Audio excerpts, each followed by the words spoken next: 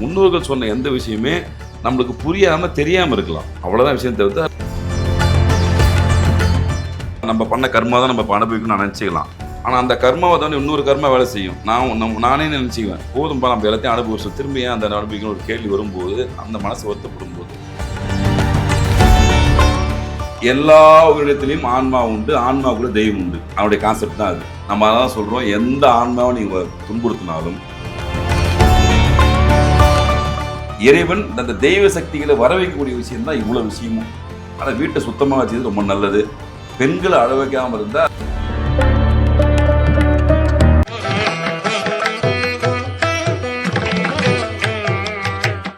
Sir. வணக்கம் sir. வணக்கம்.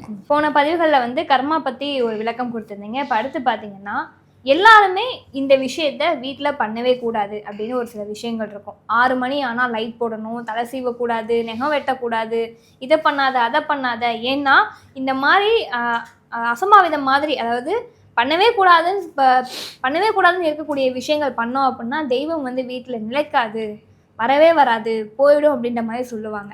தெய்வம் இருக்கு அப்படின்னா அதுக்கு ஒரு சில அறிகுறிகள் இருக்குப்பா.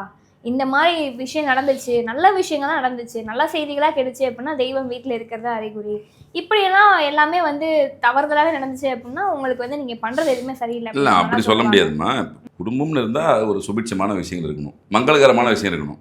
ஒரு பீரியடில் நகை வெட்டோட சொன்னதுல ஒளி வெளிச்சம் கிடையாது, மின்சார வசதி கிடையாது. அது உணவில் கலந்துக்கிறதுக்கு வாய்ப்பு இருக்கும், இருட்டில் சாப்பிட சொல்றதுக்கு வாய்ப்பு இருக்கும். அந்த மாதிரி நிறைய விஷயங்கள் அந்த காலத்துக்கு பொருந்துற விஷயம். அதுக்காக நம்ம அதே மாதிரி இருக்கணும்னு அவசியம் இல்லை. அதுக்காக வீடுனா எப்பவுமே கொஞ்சம் மங்களமாக இருக்கணும், அது தப்பு இல்லை. ஒரு 6 மணிக்கு மேலேன்றது ஏன் அப்படின்னா, தேவதைகள் தேவர்கள் எல்லாருக்குமே நம்மள மாதிரி அவங்களுக்கு ஒரு டைமிங் உண்டு.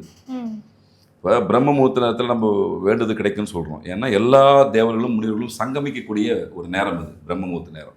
ரொட்டீனாக இந்த போலீஸில் ரோல் கால்னு சொல்லுவாங்க, காலையில் வந்தால் ரோல் கால் வந்துடுவாங்க காலையில். அந்த மாதிரி எல்லா சித்தர்களும் முனிவர்களும் அந்த பிரம்ம முகூர்த்தத்தில் ஒன்றா இணைவாங்க.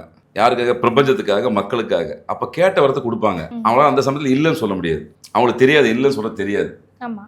அப்போ அதனால தான் அந்த சமயத்தில் நீங்கள் வேண்டுங்க, நல்லது நடக்க சொல்கிறது காரணம் முன்னோர்கள் சொன்ன விஷயம். அப்போ 6 மணிக்கு மேலே விஷயம் பண்ண விடான்னு சொன்னாங்கன்னா தயவு செஞ்சு பண்ணாதீங்க. குப்பை அப்படின்றது மிகப்பெரிய செல்வம். அது குப்பையில் பெரிய கான்செப்ட் இருக்குது, தனி கான்செப்ட். குப்பையை வச்சு நீங்கள் மகாலட்சுமி ஒரு சில விஷயத்தை பண்ணலாம், அதுலேயும் மகாலட்சுமி இருக்குது, நீங்கள் குப்பைன்னு ஒதுக்கிட முடியாது.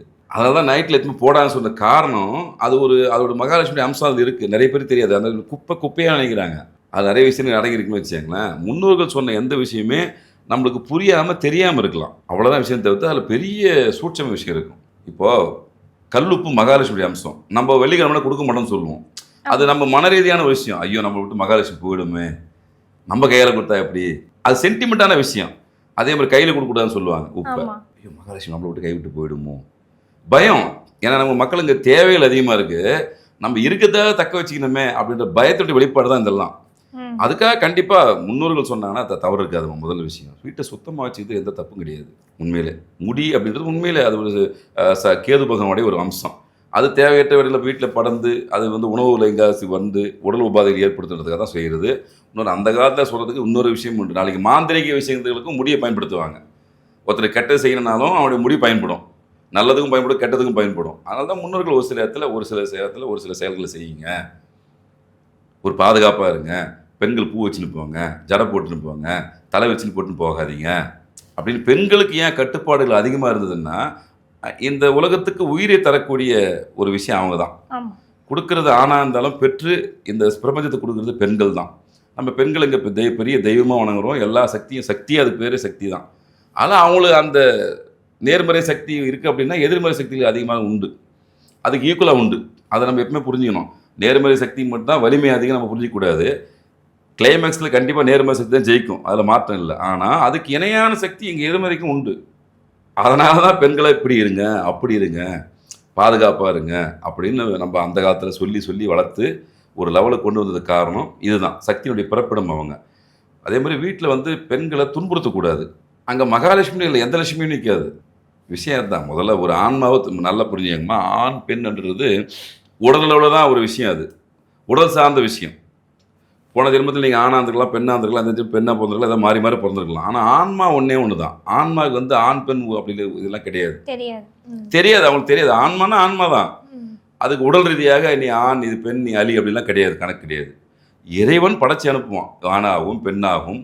அவங்க குடும்பத்தில் கேட்ட விஷயத்தில் வச்சு, அவங்க குலதெய்வம் கேட்ட விஷயத்தை வச்சு, திரும்பவும் சரி நான் இந்த வீட்டிலேயே பெண்ணாக பிறகுறேன், திரும்ப இந்த இடத்துல ஆணாக பிறகுறேன், இவனுக்கு நிறைய கடமைகளை செய்ய வேண்டியதாக இருக்குன்னு சொல்லி அவங்க கேட்டு வரத்தை வாங்கி வருவாங்க. அதை நம்ம சொல்லுவாங்க, அவன் என்ன வரணும்னு தான் தெரியலப்பா, அப்படி நல்லா இருக்கான், நல்லா சொல்லுவோம்ல வழக்கமாக. அந்த வரம் அப்படின்றது இறைவன்கிட்ட கேட்டு வாங்குற விஷயம். அதில் இந்த ஆண் பெண் பேதம் மட்டும் தான் ஆன்மா கிடையாது. அப்போ நீங்கள் சக ஆன்மாவை துன்புறுத்தும் போது, அந்த ஆன்மா வருத்தப்படும் போது, அந்த ஆன்மாவுக்குள்ள தெய்வம் இருக்குது. இங்கே ஆன்மான்றது கான்செப்ட், பெரிய கான்செப்ட். அந்த ஆன்மாவை படைச்சது யார், உருவாக்குறது தெய்வம், இறைவன் தான் உருவாக்குறான்.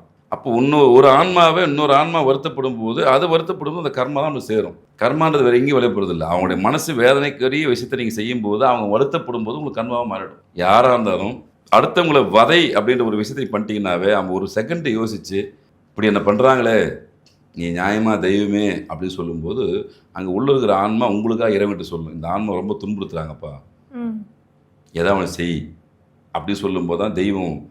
அதான் பொதுவாக சொல்லுவாங்க, இந்த சித்தர்கள் ஞானிகள் முனிவர்கள்ட்டலாம் வச்சுக்கூடாது. ஏன்னா அவன் என்றைக்குமே இறைநிலையில் சம்மந்தப்படுறான். ஒவ்வொருத்தர் சொல்லுவாங்க, சாமி இந்த மாதிரி நடந்துச்சு சாமி அப்படின்போது இவர் ஒரு பக்கம் தான் கேட்பார். என்னுடைய பக்தன் கேட்டான்னு சொல்லிட்டு இவர் கோவம் வந்துச்சு சபிச்சுட்டானா நடந்துடும். அதுக்கப்புறம் 2 தரப்புல நியாயம் இருக்குதான்னு பார்க்கறது அப்புறம் விஷயம். ஆனால் இவருக்கு பொறுத்த வரைக்கும் என்னென்னா, என் பக்தன் எங்கிட்ட கேட்டான், அதே தான் காளின்னு நினைக்கும். காளியெல்லாம் உக்கிரமான பெண் தெய்வெல்லாம் என்ன நடக்குன்னா, தன்னுடைய பக்தர் எதை கடலும் கொடுத்துரும். அது கர்மாவெல்லாம் பார்க்காது. அவன் பாதிக்கப்பட்டான்ல, அவனுக்காக நான் முதல்ல நிற்கிறேன்னு சொல்லி ஏதோ ஒன்று பண்ணி விட்டுரும். அப்போ அந்த ஆன்மா, அந்த ஆன்மாக்குள்ளே அவன் எந்த தெய்வத்தை நினச்சிருக்கானோ அந்த தெய்வம் வருத்தப்படும். அதுதான் உங்களுக்கு கர்ம வினை நாளைக்கு வந்து சேர்றது. அதில் வீட்டில் இருக்கிற பெண்களை தயவு செஞ்சு மன வருத்தப்படியாக வைக்காதீங்க. பெண்களோ ஆண்களோ யாராக இருந்தாலும் சரி, மன வருத்தம் அடைய செய்யாதீர்கள். அது ஒரு ஆன்மா. அந்த ஆன்மா தெரிஞ்சு வருத்தப்பட்டாலும் தெரியாமல் வருத்தப்பட்டாலும் அதுக்கான விளைவுகளை ஒருத்தர் சந்திச்சே தீரணும். அதுலேருந்து யாருமே தப்பிக்க முடியாது. இப்போது நான் பொதுவாக நினச்சிங்க, இப்போ நம்ம பண்ண கர்மா தான் நம்ம அனுபவிக்கணும்னு நான் நினச்சிக்கலாம். ஆனால் அந்த கர்மாவை தான் இன்னொரு கர்மா வேலை செய்யும். நானே நினச்சிக்குவேன், போதும்பா நம்ம எல்லாத்தையும் அனுபவிச்சோம், திரும்ப ஏன் அந்த அனுபவிக்கணும் ஒரு கேள்வி வரும்போது, அந்த மனசு வருத்தப்படும் போது கண்டிப்பாக அது எதிராளி பாதிக்கும். ஆனால் நிறைய பேர் வீட்டில் அவங்க வாயில் விடாதீங்க, யார் வாயிலும் விடாதீங்க, அபசகுணமாக பேசாதுன்னு சொல்கிற காரணம் என்ன, அந்த பேச்சு அந்த ஆன்மாவுக்குள்ளேருந்து வர்றது. நீங்கள் ஆன்மாவை ரொம்ப எளிமையாக எப்படி புரிஞ்சிக்கணும் அப்படின்னா, ஆன்மாவுக்குள்ளே தெய்வம் இருக்குன்றது புரிஞ்சிக்கணும்னா, நம்ம செத்தவொடனே நமக்கு ஒரு விஷயம் பண்ணுவாங்க. என்ன பண்ணுவாங்க பார்த்துறீங்களா? நம்மளை புணன்னு முதல்ல சொல்லுவாங்க. சரி, ஏன் வச்சு கொண்டாடுறாங்க, நம்மளை மாலைகள்லாம் போட்டு பயங்கர மரியாதை பண்ணி ஆனர் பண்ணி எது அனுப்புகிறாங்க. அதான் புணமாச்சு, தூக்கி போட்ட வேண்டியது தானே. போகிறப்ப வழி அனுப்பணும்ல சார். எதுக்கு அவங்க மாலை மரியாதைலாம் பண்ணுறீங்க? ஆத்மா சாந்தி அடையணும்ல. இல்லைம்மா, சாந்தி அடையதோ அது கீதா அடையுதோ அதை கேட்கல. அதுக்கு மாலை மரியாதை எதுக்கு பண்ணுறாங்க? போகிறதுக்கு நல்லா பார்த்து பத்திரமா போயிட்டு வாங்க அனுப்பி வைக்கணும். என்ன விஷயம்தான். அது ஒரு ஆன்மா இந்த உலகத்தில் இருந்துச்சு. அந்த ஆன்மாக்குள்ள இந்த நிமிஷம் வரைக்கும் இறைவன் வாழ்ந்தார். இறைவன் வாழ்ந்த உடம்பு தான் இந்த உடம்பு. இறைவனால் படைக்கப்பட்ட ஆன்மா. இந்த ஆன்மா ட்ராவல் பண்ணுறதுக்கு இந்த உடம்பு இவ்வளோ வருஷமாக பயன்படுச்சு. அதுக்கு நன்றி செலுத்துறதுக்காக தான் நம்ம என்ன பண்ணுறோம்னா, இது இறைவன் வாழ்ந்த இடம். இவ்வளோ வருஷமாக யார் குடி வந்தது? இறைவன் குடி கொடுத்தாருன்னு சொல்லி தான் இறைவனுக்கு மாலை போடுற மாதிரியே நமக்கு மாலை போட்டு காலில் கட்டி எல்லா தீபாராதனை பண்ணி சுற்றி வந்து நல்லபடியாக போயிட்டு வாங்க. இது வரைக்கும் இந்த தெய்வம் வாழ்வதற்கு இந்த உடம்பு நீங்கள் அனுபவிச்சு ரொம்ப நன்றி அப்படின்னு சொல்லி வழியமைச்சு வைப்போம். எதுக்காக? உடம்புக்கு கிடையாது. அங்கே அந்த ஆன்மா வாழ வச்சாலே இவ்வளோ தெய்வம் உள்ள இருந்தது இல்லை. அந்த தெய்வத்துக்கான மரியாதை தான் அதை செய்கிறது. அப்போது எல்லா உயிரிடத்துலேயும் ஆன்மா உண்டு, ஆன்மாவுக்குள்ள தெய்வம் உண்டு. அவனுடைய கான்செப்ட் தான் அது. நம்ம அதான் சொல்கிறோம், எந்த ஆன்மாவை நீங்கள் துன்புறுத்தினாலும் அவன் கும்பிடுவான்ல ஒரு தெய்வம், அந்த தெய்வம் பார்த்து சும்மா இருக்காது. எந்த தெய்வமும் எக்ஸார்வை, அவர் இயேசு கும்பிட்டும், அல்லாஹ் கும்பிட்டும், கிருஷ்ணரை கும்பிட்டும், யாரோ அவன் மனசுக்குள்ளே ஒரு தெய்வத்தை வச்சுருப்பான்ல, தெய்வமே எனக்கு இந்த மாதிரி நடக்குது தெய்வமே அப்படின்னு நான் வருத்தப்படும் போது அந்த ஆன்மா வருத்தப்படும். அந்த ஆன்மா உங்களுக்கு தெரியாமல் செயல்படும். அவனை ஏதாவது செய்யறதுக்கு ஒரு விஷயம் செயல்படும். அப்போ தான் அது பிரச்சனையாக மாறும், சண்டையாக மாறும், ஒரு எதிரொனை ஆட்டக்கூடிய விஷயமா மாறும். அவனுக்கு ஏதாவது ஒரு விஷயம் நடந்துடும். அப்புறம் நீங்களே வருத்தப்படுவீங்க. இவ்வளோ விஷயம் எப்படி நடக்கும்? ஆன்மா டு ஆன்மா கண்ட விஷயம் நடக்கும். அதனால தான் நம்ம சொல்கிறோம், ஐயா ஒருத்தருடைய ஆன்மாவை துன்புறுத்தி வைக்காதீங்க. அப்போ வீட்டில் பெண்களை மேக்சிமம் அழ வைக்காதீங்க.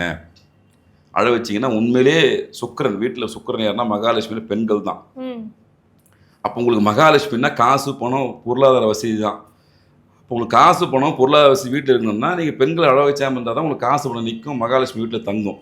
அவங்கள என்றைக்குமே நீங்கள் அழ வச்சுருந்தீங்கன்னா அதுக்கான விஷயங்கள் அந்த லட்சுமி அங்கேருந்து போயிடுவாங்க. வேற ஒன்றும் இல்லை. நீங்கள் ஒரு பெண்ணாக நீங்கள் வீட்டில் இருப்பீங்க, அவ்வளோதான். அதுக்குள்ள இருக்கிற மகாலட்சுமியுடைய தத்துவங்கள் வெளியே போயிடும். நீங்கள் பெருமாள் கதையை கேள்விப்பட்டிருப்பீங்க. மகாலட்சுமி அவரை விட்டு பிரிஞ்ச உடனே அவருடைய சகல சக்தி இருந்துட்டு அமைதியாயிடுவார். அவர் பெருமாளாக இருந்தாலும் மகாலட்சுமி கூட இருக்கும்போது தான் வேல்யூ அவருக்கு. சிவனே அதான் நம்ம சொல்லுவோம், அத்தனை எது சொல்கிறோம், ஆணும் பெண்ணும் சேர்ந்தா உலகத்தை நிரூபிச்சாங்களே இல்லையா? நீ இன்றி நாளையில் நான் ரெண்டு பேர் சிவன் சக்தி சேர்ந்தா தான் உலகம். நீங்கள் தனித்து இயங்க முடியாது. அப்போ நீங்கள் அவளை பிரிச்சிங்கன்னா இங்கே பளிச்சில் பெருசாகிடும். கண்டிப்பாக மகாலட்சுமி இருக்காது. பெண்கள் எந்த வீட்டில் நீங்கள் வந்து அவங்கள துன்புறுத்தி ஒரு விஷயம் செய்கிறீங்களோ அங்கே நிச்சயமாக மகாலட்சுமி இருக்கிற வாய்ப்புகள் கிடையாது. நீங்கள் என்ன பூஜை பண்ணாலும் சரி, எந்த கோயிலுக்கு பண்ணாலும் சரி, என்ன பண்ணாலும் துன்புறுத்தி வருத்தி அதுக்கப்புறம் நீங்கள் ஒரு விஷயம் செய்யும்போது எதுவுமே வேலை செய்யாது. அது ஆணுக்கும் பெண்ணுக்கும் அனைவருக்குமே பொருத்தமான விஷயம். வீடுன்னும் போது நம்ம வாழக்கூடிய இடம், இறைவனை வணங்கக்கூடிய இடம், அடுத்த ஒரு வாரிசை உருவாக்கக்கூடிய இடம், பிரபஞ்சத்தை தத்துவத்தை நிறைவேற்றக்கூடிய இடம். அப்போ அது பரிபூர்ணமாக சுத்தமாக இருக்கிறது மேக்சிமம் ட்ரை பண்ணணும். ஆனால் சண்டை சச்சரவு அதிகமாக இருக்கக்கூடாது. ஒரு காலத்தில் பரவாயில்ல, இப்போ ஒரு சின்ன மாற்றம் வந்துடுது, அதுக்கு பெரிய விஷயம். இந்த சீரியலாக போட்டு சாவாடிச்சு நிற்பாங்க, மாமியார் கொடுமை மருமக கொடுமைன்னு போய் சைக்காலஜியாக அட்டன் பண்ணியிருந்தாங்க. இப்போ அது தொந்தரவு ஓரளவுக்கு இல்லை. இன்னைக்கு சமூக ஊடகங்கள் நிறைய வந்ததுனால வேற வேற விஷயங்களை பார்க்கக்கூடிய ஒரு மனநிலை போயிடுச்சு. நம்மளை அப்படியே அட்டாக் பண்ணி உட்கார வச்சிருவாங்க. இல்லா கேட்டா அது வந்து எங்க கருத்து சுதந்திரம் சொல்லி நடக்கத்தை எடுக்கிறேன்னு சொல்லி எல்லா விஷயம் கிரியேட் பண்ணி வச்சிருவாங்க எல்லாமே. அது மனதளவில் பெரிய பாதிப்பு உறுப்புகள் ஏற்பட்டுச்சு எல்லாருக்குமே. மாமியார் பார்த்த மருமகளுக்கு ஒரு பிரச்சனை, மருமகளை மாமியாருக்கு ஒரு பிரச்சனை, இவங்க அவங்கள தட்டி தூக்கின்னு போயிடுவாங்களோ, நம்ம அதிகாரம் பறி போயிடுமோன்னு. ஏமா நீங்களும் அந்த இடத்துல தானே வந்தீங்க, அப்போ அந்த பொறுப்பு நோக்கத்தை கொடுத்து தானே போனோம். அதானே நியாயம், தர்மம். கடைசி வரைக்கும் அவங்களுக்கு அந்த எண்ணங்கள் வராமையே ஒரு சில அந்த சீரியல்கள் பண்ணிருந்துச்சு ஒரு காலத்தில். அப்படியே ஏதோ சொல்லுவாங்களே, மகாபாரத ராமாயணம் ஒரு காலத்தை பிரசித்தி பெற்ற இதிகாச புராணம் தொலைக்காட்சியில் வந்துருந்துச்சு. உலகமே ஒரே சமயத்தை உட்காந்து பார்த்து நல்ல கருத்துக்கள் விஷயம். அதை தாண்டி இந்த விஷயம்லாம் வரும்போது எங்களுக்கு ரொம்ப சங்கடமாக இருக்கும். மனசை மாற்றுறாங்களே. அப்போது இயல்பாக பார்க்கும்போது அவங்களுக்குள்ள அந்த ஒரு எண்ணங்கள் வர விஷயத்தை அதை பண்ணிருந்துச்சு. அது தற்போது இல்லை. இப்போ அந்த மாதிரி சூழ்நிலை அதிகமாக இல்லை. சமூக ஊடகங்கள் வந்த பின்னாடி ஓரளவுக்கு இப்போ இந்த கணவன் மனைவி சார்ந்த பிரச்சனையும் ஓரளவுக்கு மியூச்சுவலாக போகுது, ரொம்ப ரேஷாக இல்லை. அது உண்மையிலே சமூகோட பாராட்டி தான் தீரணும். ஆனால் எந்த ஆன்மாவும் துன்புறுத்தாதீங்க. அது குடும்பத்தில் இருக்கிற எந்த ஆன்மாவும் துன்புறுத்தினாலும் அங்கே தெய்வ சக்தி இருக்கிறதான வாய்ப்புகள் இல்லை. அசுர சக்தி உள்ளே வந்துடும். அது வெயிட் பண்ணே இருக்கும். எப்பவுமே அசுர சக்தி வேலை என்னன்னா எங்கே நம்மளுக்கான ஃபேஸ் கிடைக்குன்னு பார்த்துனே இருக்கும். ஏன்னா அது விளையாடுறதுக்கோ ஜாலியாகிறதுக்கோ ஒரு உடம்பு தேவைப்படும், ஒரு இடம் தேவைப்படும். அப்போ நீங்கள் இந்த மாதிரி விஷயம்லாம் செய்யும் போது அங்கே வந்து டாமினேட் பண்ணணும். அப்போ என்ன அவன் குடும்பத்தில் இனம் புரியாத கவலைகள் ஏற்படும், இனம் புரியாத சண்டைகள் ஏற்படும், தொந்தரவு ஏற்படும், தடைகள் ஏற்படும், தாமதம் ஏற்படும், விரக்தி ஏற்படும். வீட்டுக்குள்ளே போனாவே நிம்மதி இல்லைன்னு சொல்லுவோம். இப்போ நம்ம வெளியே தான் நல்லா இருக்குது, டக்குனு வீட்டுக்கு வந்தாவே நம்ம என்னன்னு தெரியலப்பா, ஒரு நிம்மதியே இல்லைப்பா அப்படி சொல்லக்கூடிய விஷயத்தை அது கிரியேட் பண்ணும். அப்போது வீட்டை எப்பவுமே மேக்சிமம் சுத்தமாக வச்சுங்க. வாசனை திரவியங்களை அவ்வப்போது போட்டுனே இருங்க. மாதத்துக்கு ஒரு 3 நாள் ஒரு முறையாவது சாம்பிராணி புகையை போடுங்க. அது ரொம்ப முக்கியம். இதுக்கு வந்து மதமும் மற்ற விஷயமும் தேவையில்லை. அந்த இடம் ஒரு சுபிட்சமாக இருக்கணும், மங்களகரமாக இருக்கணும். தேவாதி தேவர்கள் வந்து அந்த வாசனை திரவியங்களுக்கு தான் வருவாங்க. அந்த திரவியத்தின் மூலமாக தான் அவங்க உள்ளே கவர்ந்துருக்க முடியும். ஏன்னா அவங்க அந்த நிலைமையில் இருப்பவங்க, நம்மள மாதிரி இல்லை. அவங்க முழுமையான வாசனை திரவியத்தோடு இருக்கக்கூடிய மகான் வசத்திற்கு அவங்களாம் அந்த வாசனை பட்டுச்சுன்னா, ஆஹா இந்த வீட்டில் வாசனை திரவியம் இருக்குப்பா, நான் ஜஸ்ட் உள்ளே வந்து போகிறேன்னு விருப்பத்தோடு உள்ளே வரக்கூடிய விஷயமா தான் நம்ம நிலைவாசப்படியில் என்ன பண்ணுவோம், மஞ்சள் குங்குமம் சொல்லி போட்டு ஒரு குங்குமம் வைப்போம், ஒரு விளக்கேற்றி வைப்போம், பூ வைப்போம். டெய்லி பண்ணுற ஆட்கள்லாம் இருக்காங்க. ரொம்ப நல்ல விஷயம். அந்த மாதிரி இறைவன் அந்த தெய்வ சக்திகளை வர வைக்கக்கூடிய விஷயம் தான் இவ்வளோ விஷயமும். ஆனால் வீட்டை சுத்தமாக வச்சது ரொம்ப நல்லது. பெண்களை அழ வைக்காமல் இருந்தால் அவங்களுக்கு பல நல்ல விஷயங்கள் வீட்டில் நடக்க ஆரம்பிக்கும். மகாலட்சுமி வீட்டில் தங்கும். நிச்சயமாக சார்.